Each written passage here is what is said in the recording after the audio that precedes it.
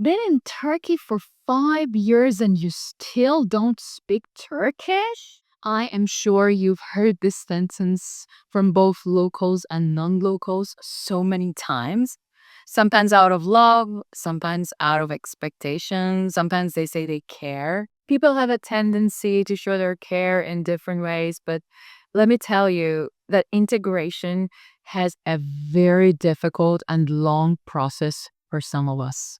You can never compare two expats with the same age and same gender at the same time. Inform the parents, inform the administration, but we care about them. And for me, this is the most important quality of a teacher, to care about their students and to work as a team. Never forget that in our journey in building a new life elsewhere, we all need to, and I'm repeating myself, I'm not saying want to, we all need to have different priorities in different times. For some of us, spending money on therapy in the first few years could be a priority. For some other ones, getting a degree, going for certificates to be able to secure a job could be another one. And for some others, learning the language becomes the first priority. Let's just establish that there's no hierarchy.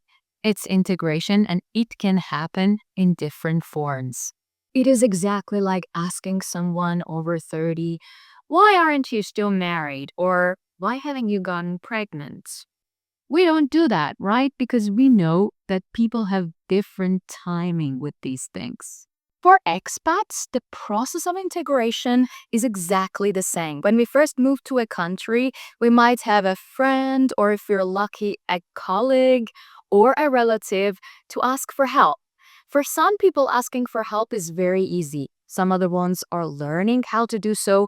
And for some, they are still struggling with this. We might know the language, we might not. In my case, I didn't even know how to dress myself properly. I come from a country that by law, women have always been covered, and I still struggle with my hair because I've never been taught by my mom how to braid or style. That is why when my Russian friend styles my hair, I feel like a 5-year-old. She never told me, why don't you know how to style your hair? Why is it always messy? She simply sat me down and let me watch her do it.